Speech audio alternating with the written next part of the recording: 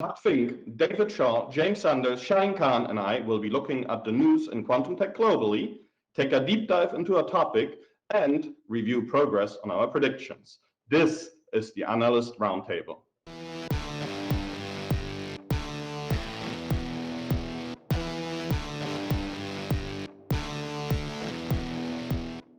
I'm James Sanders with 451 Research, which is part of S&P Global Market Intelligence. I'm Shahin Khan with OrionX.net. I'm David Shaw with Fact-Based Insight. I'm Doug Finke with the Quantum Computing Report. All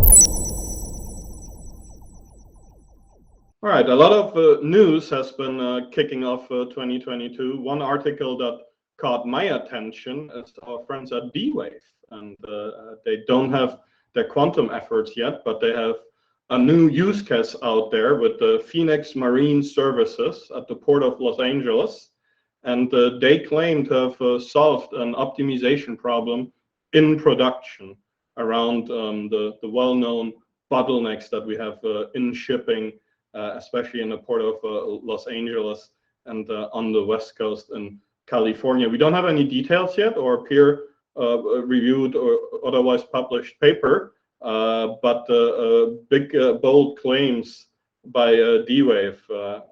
Any suggestions, comments, insights, ideas? I think given that their system is fundamentally good at optimization, the fact that they would have an application isn't surprising. They talked about that with Toyota some years ago and with Volkswagen after that, about traffic optimization. So now doing that for a Port of Los Angeles optimization seemed very plausible, but the fact that it sounded like it really was in production and it was sort of in past tense makes it more interesting to me. And I wish they would have disclosed more information so that we would sense the realness of it, because that to me would be significant if it really is a real application in production. One of the things that's always been in my mind looking at some of the successes D-Wave have had in trial applications is, can they get something to a routine production so that it's being used on an ongoing basis by in a major application? And it'd be great to see if this can be that. And I believe they're close in a number of areas, and maybe that is it. But a big learning for me in this whole experience, I think the wider sector needs to understand this. It's not easy to take things into routine production in businesses. That there's a whole host of barriers to change in a regular business, and it's not going to be easy for any of the players, whether it's gate model, annealing, or otherwise, to actually achieve that type of true business change, because the initial uses we're going to see of any of this technology, in honesty, it's not going to be a revolution overnight, and that makes it that much harder to take the inevitable forces of slowness with you as you try to achieve something.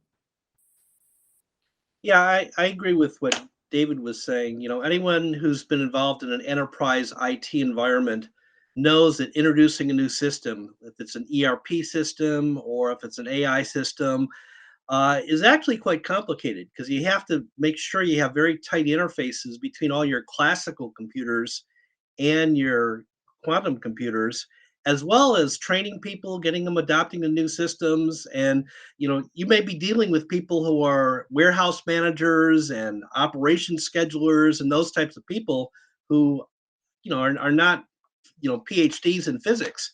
So you will definitely see that it's going to take a while to move something from a proof of concept to production. Without having seen the entirety of the announcement, I would say that this does bear some similarities to an announcement that Fujitsu has with the Hamburg Port Authority in trying to use annealers, in this case D-Waves, as more of a quantum annealer than Fujitsu's digital quantum-inspired system. But with this, I think there's probably going to be, I think the interesting question is how much optimization was really being done before they started introducing quantum systems. Everyone is very well aware of all of these shipping problems that are being felt around the world. So it is interesting to see that they are trying to use quantum systems to ease bottlenecks, but there is a question of what were they doing before and how is this a process improvement, and is it really quantum specific? So it'll be interesting to see full details of how this works.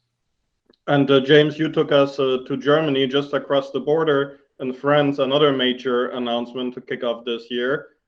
Full stack and consolidation, I think, is on everybody's mind. And the French put a strong foot forward. What are your thoughts on that, Doug?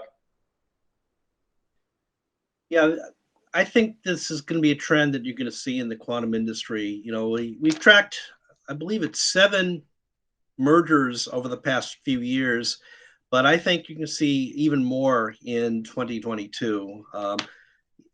I think in order to achieve the economies of scale, people are going to want to merge and consolidate. So that'll be a big trend, I think, in 2022. I think there's also a competitive pressure to do so, especially after the Honeywell-Cambridge merger. I think everybody's going to want to be bigger and more hefty and cover more grounds. And I think we're referring to the Pascal, that deal. Yeah, I think we're going to see more of them.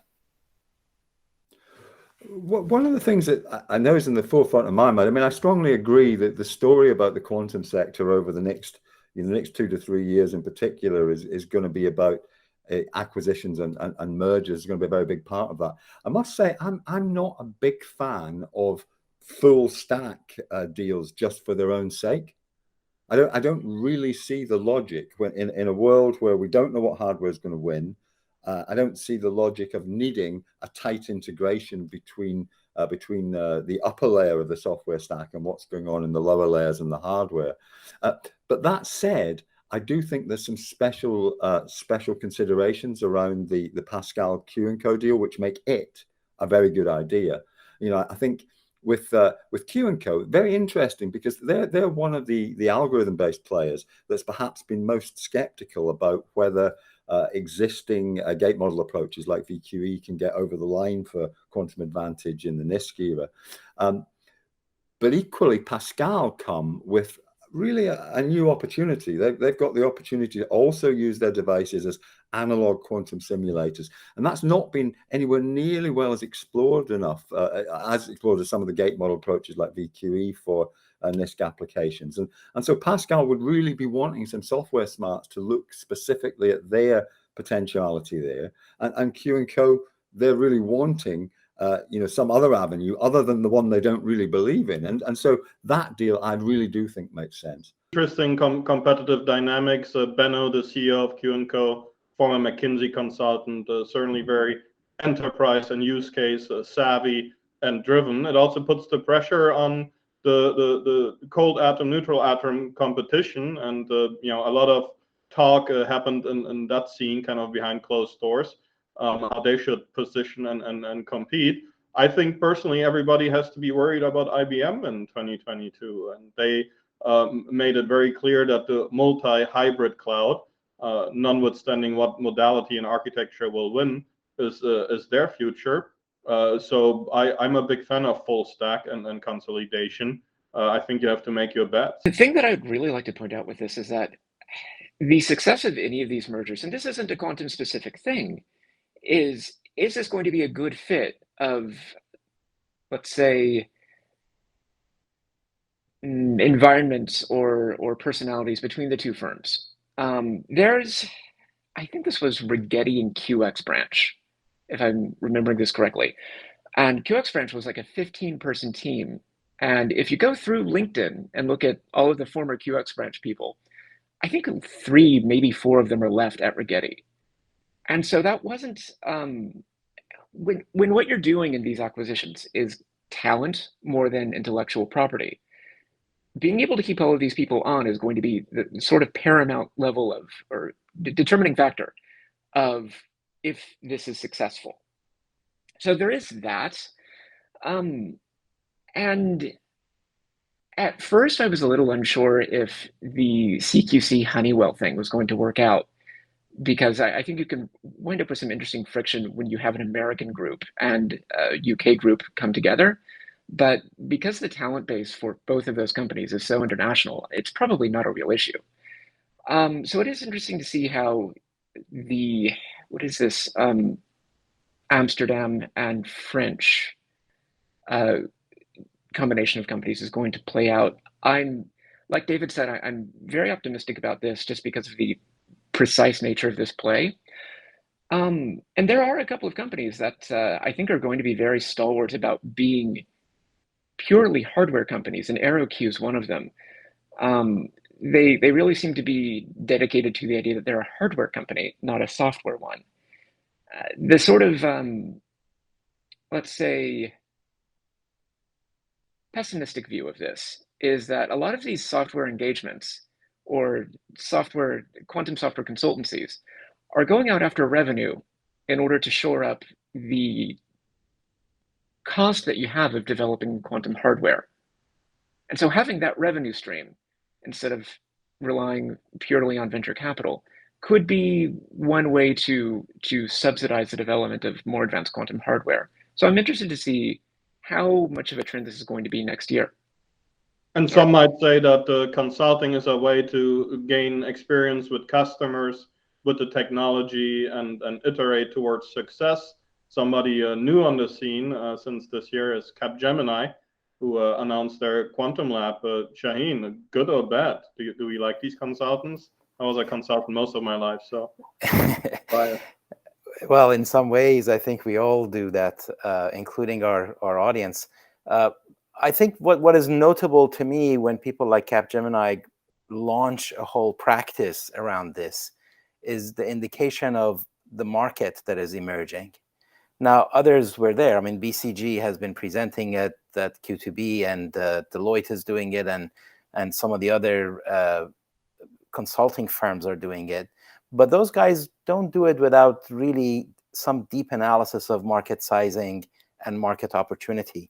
They're not going to invest in training and sales and marketing and all that without some good ROI awaiting them. So that's indicative to me that this market is maybe coming faster than we had at some point predicted or expected, and that's good. David, coming faster or not?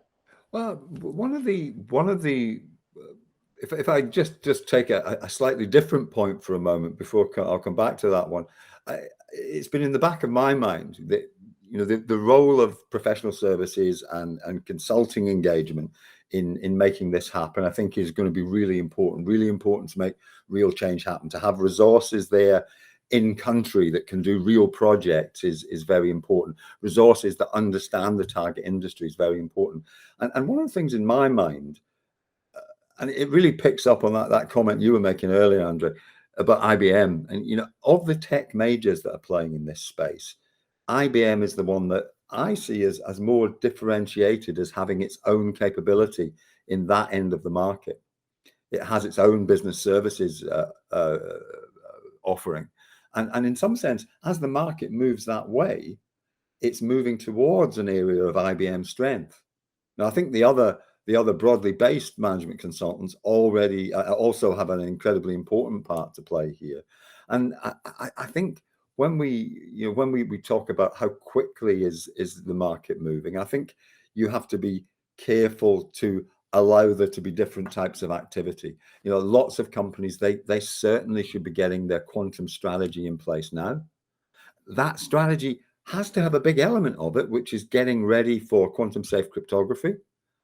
And this all needs to be part of what a board now understands its own roadmap, how it deals with the threats that this technology brings to its businesses, and how it's going to exploit it for advantage. And it needs to pick the partners that are going to work with it and with with the various arms of that business to make that succeed.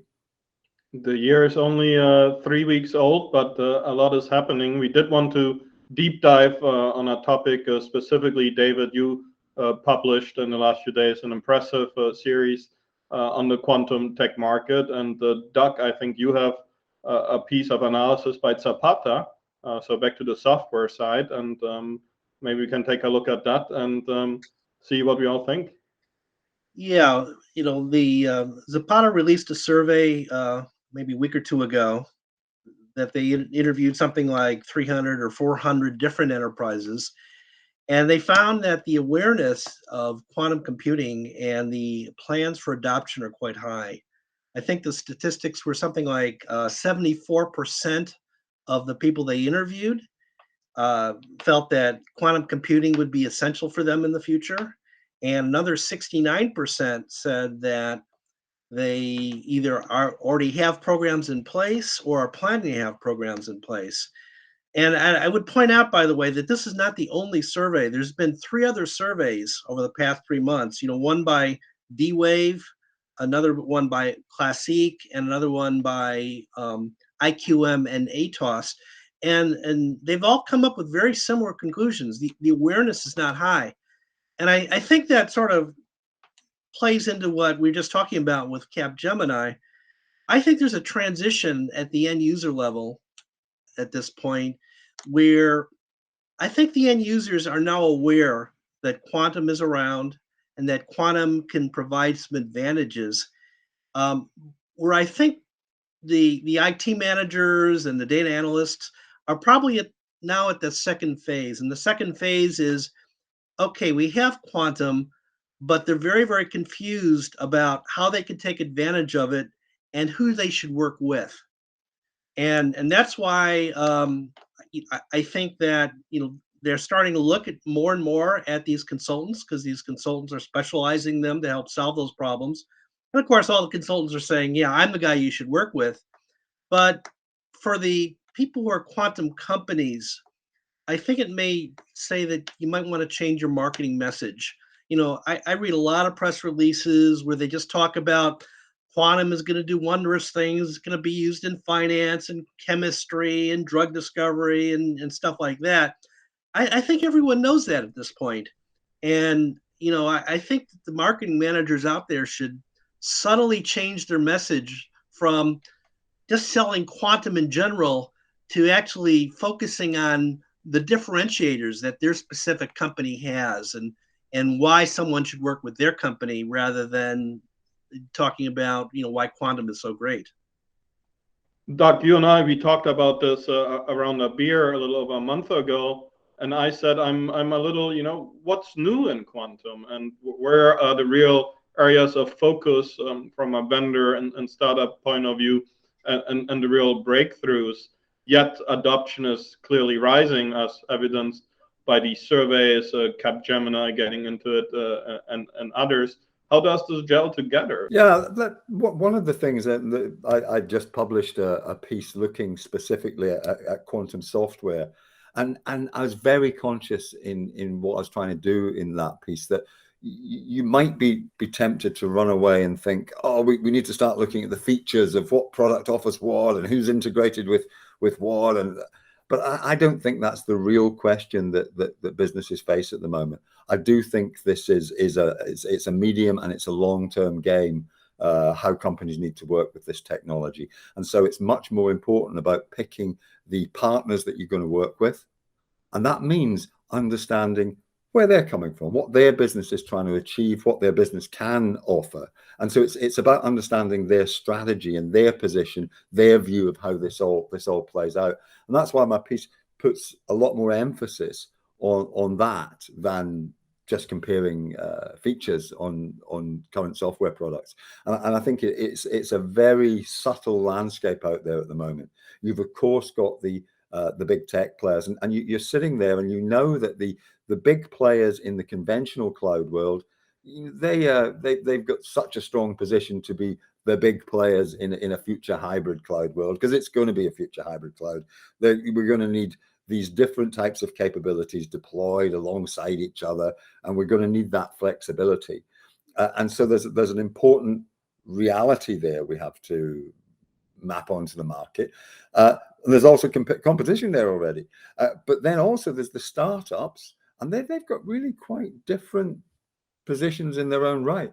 Some, particularly the ones that have looked for the acquisitions, they've secured their medium-term funding effectively by tagging on to other activity. I think the recent Rayco acquisition, Odyssey Therapeutics have acquired Rayco, and effectively their mission is to revolutionize, to disrupt the biotech market. using a whole series of AI and machine learning oriented techniques to enhance drug discovery, and they've effectively insourced a quantum a powerful quantum algorithms arm into that effort. Then on the other hand, you've got companies that want to build out their core algorithmic know-how, and very much, you would say, oh, Zapata, QCware, 1Qubit, they've got an established know-how in algorithmic areas around this, and you can see how they're wanting to use a balance of relationships with large end users to build that out, but they don't really want to be consulting organizations themselves, because it's not what they perceive the sweet spot to be. And I think businesses have to understand what's the right way to engage with an organization that's on that journey. I'll continue to play devil's advocate. There was another survey presented at Q2B, and the result of over 1,200 end users was that somewhere around 75% of revenue comes from R&D partnerships, and the remainder, I believe 12%, was crypto and encryption related, and only about 15% actually use case and application driven.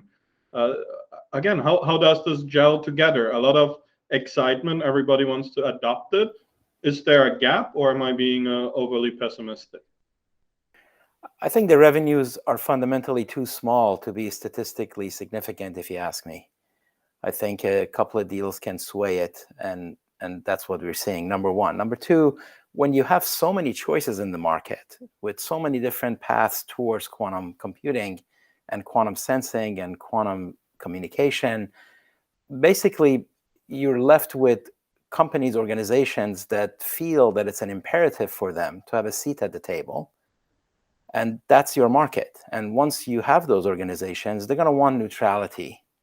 And I think every company is going to try to say that what we're doing will give you the best, vantage jumping point to get to wherever you want to go. And I think that's the opportunity for these consulting companies, because they can say, look, we are just going to look at the entire market and give you decent advice. And I think for those companies who really just want a seat at the table, they want to get engaged in some reasonably good way that allows them to do more later on.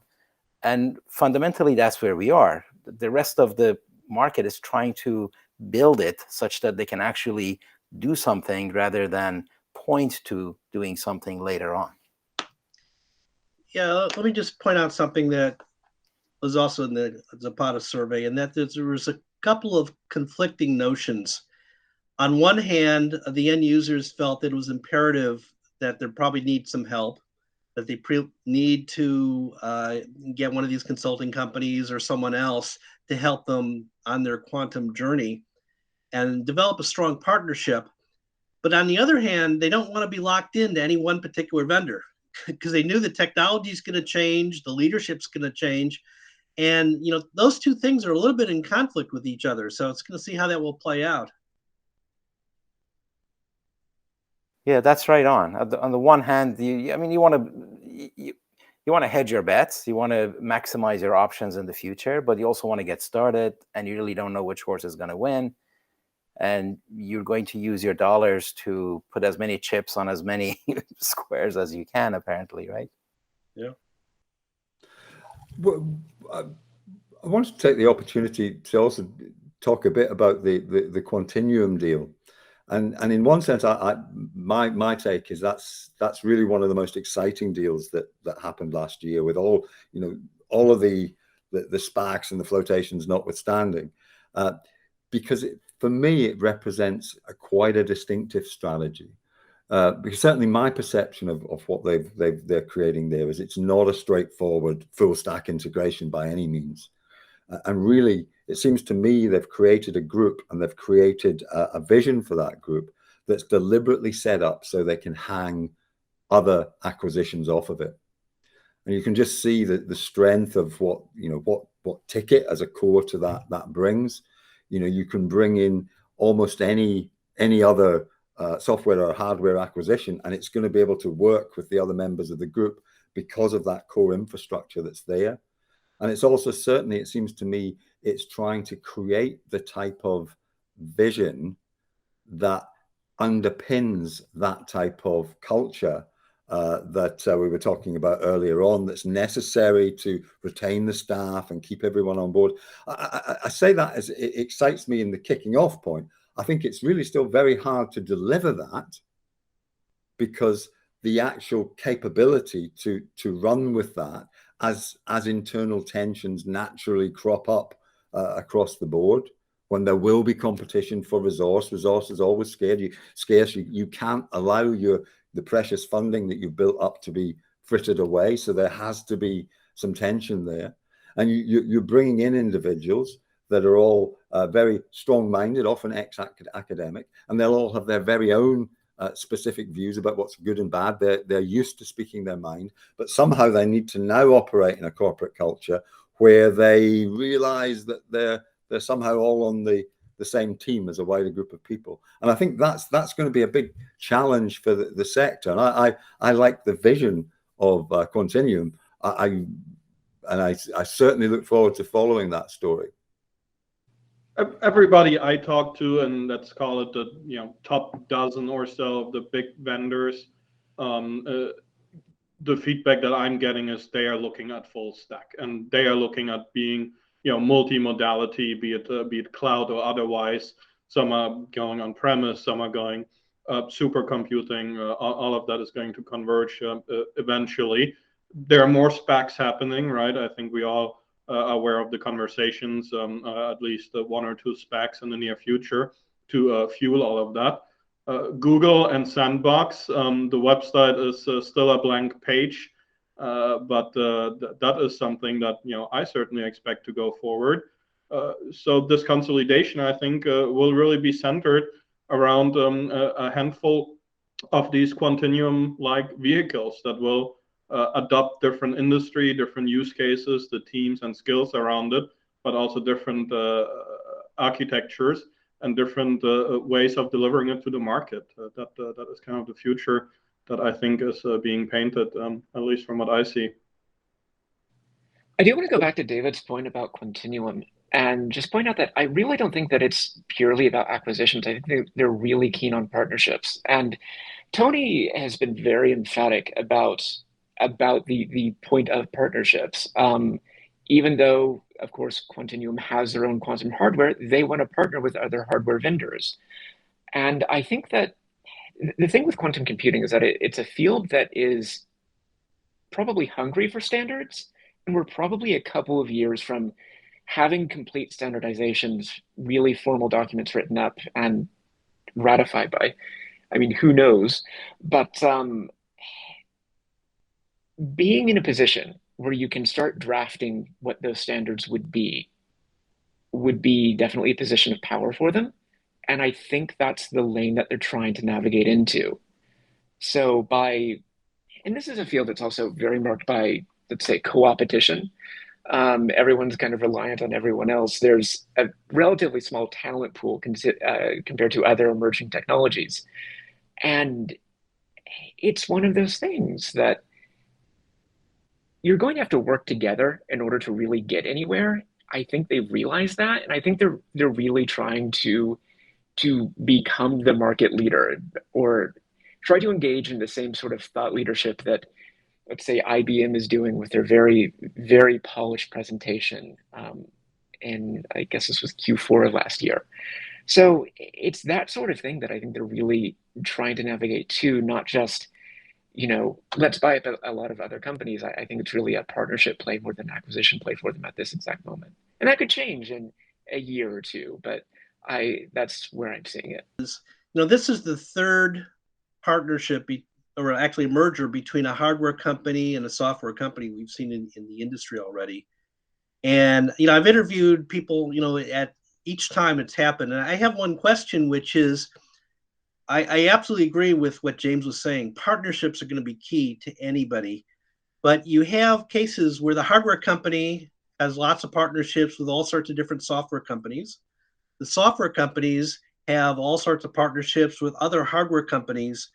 And when the two merge together, are there going to be any conflicts that, why are you working with one of my competitors type of thing? And, I think those are things that are going to be worked out. But I will say that after each of those acquisitions, I've interviewed the principals and I've asked that question, and they all say, "Oh, it's not a problem. We're going to be open. We'll work with anybody. We just think it would be good for the industry." But we'll see if that plays out in reality or not. I think when there is a merger like that, when you essentially take sides among your partners by actually merging with one, you compel others to either take sides or to take a very deliberate, we're going to partner with everybody kind of a strategy approach. And I think that's what we should expect. As it relates to standards, I think when you look at the gate circuit model, that all starts to look all the same, with IBMs and Cambridge and this and that. And, so that area probably is ripe for some kind of standardization or somebody who's just going to break away and take it with them. But when it comes to the rest, it's really so all over the map. And even the programming model can change for things like photonics or some other as yet unknown approaches. Maybe there's a chemical way to get to quantum computing, because if you're looking for quantum effects, well, it's everywhere. Where can you control it? It could be something else. So I think we're ways off before we can really, we haven't reached our transistor moment. We haven't reached our VHS moment where something breaks away and something can now rally the rest of the industry behind it, and boom, it's going to proliferate. And I don't know how many years away we are from that. We're getting into prediction territory, so let's move on to the third and last segment of our Analyst Roundtable. We all sat down together on stage at Q2B, and we ended our presentation there with the predictions, and we'll try to keep track of those predictions or revise them. And Doug, I'll start with you. You're at the top of my list and my notes. You talked about networking of multiple QC processors, and we touched on that a little bit amongst the mix of all these company partnerships and deals. Any thoughts on that prediction? Yeah, I still think that's going to happen. Sometimes I tell people that if you think about a quantum internet, I actually think that even for the rest of this decade, the distance of 1 meter will actually be more important than a distance of 1,000 meters or 10,000 meters, because you're going to want to have a little mini internet between a cluster of machines. So the only thing that's happened recently since Q2B that has shown a step in this direction, which we knew was going to happen, Rigetti has announced that their machine, they have an 80-qubit machine that consists of 2 processors that are connected together. They have made that available for a private beta. So that's what one small step in the direction. I think we'll see more over the coming years, but it won't be immediate. This is not something that will blossom overnight. It will take several years for it to happen. James, your prediction, a topic that I like very much, quantum computing co-design. Any news or revisions on that prediction? Well, I think the recent merger news is probably proof positive that this is going to be one of those things. And I mean, for all of the reasons that David had outlined earlier, there's a discrete difference between having a full stack company and having a very explicitly co-designed hardware and software. But I think the thing to focus on at the moment is that there's 3, maybe 4 startups that are really talking about designing a quantum computer around a specific problem. And I wonder how much ramp that these companies are really going to have, because I think that's a slightly upside down way of approaching it. You really have to approach the software with the hardware, but if you try to make specialized machines, I'm not sure that that's really going to get you to where you need to go. David, company leadership and culture will become a key performance indicator in 2022. Well, I still look forward to following this. It's a bit early days. There's one observation I would make that encourages me, and this being an interesting topic. Another aspect of that, the Pascal Q & Co deal, was that the two companies, they had some joint capital ownership. They're both part of the Consolidation stable, and it's interesting. I think I'm right in remembering that if you look back to that QX branch Rigetti deal, you had the same story going on in the background there. And one of the things that that people in that that VC world are very focused on is the management team dynamics and how that can play out. I'm encouraged to think that that's been a positive element of what we're seeing happening there in this most recent deal. And Shahin predicted that it is too early to call a winner in the QC modality game. All of them will continue to strive. Yes, I feel like I had the easiest one because we have so many players that are pursuing all these different paths. I mean, just this, the other, I mean, besides D-Wave that sort of started it, and then IBM, Rigetti, Google, AWS. I'm looking through my notes here. Honeywell, Quantinuum, IonQ, Cold Quanta, PsiQuantum, Xanadu, Orca, Pascal, IQM, AQT, and then on, and then not even counting the Chinese and the ones that we don't even know about, and that by itself is an interesting topic. We also see the quantum-inspired systems, as James mentioned, with Fujitsu's digital annealer chip. We've seen NVIDIA come in with their platform to use GPUs to simulate it faster, and then ATOS has something really interesting along those lines, et cetera, et cetera. So there's just such a wide variety of things that I think that's going to continue for a good while. The other thing that is notable is D-Wave's announcement that they're going to now build other kinds of quantum computing as well, not just so that what that tells me is that the early players, and certainly the ones that have the wherewithal, can switch courses. They can do acquisitions. If it looks like somebody else is going to win, they can play. So the game is far from over, even if somebody's got all their chips looking like they got all their chips on one horse that's not going to win. They can always go buy another horse. Mm-hmm. My prediction was that the seed and early stage investors will start to get burned in 2022. We're working on our yearly investment report to see what the data has to say. I think all of us know of many larger deals in the making, and we've seen a few announcements already. There is a bunch of smaller startups that are about to partner up with other companies, and some of these deals are really personality and emotion driven, folks wanting to get out and kind of cash out a little bit as well. So my feeling is that that might be true. I don't know of very many seed stage, early stage deals that have happened in the last few weeks.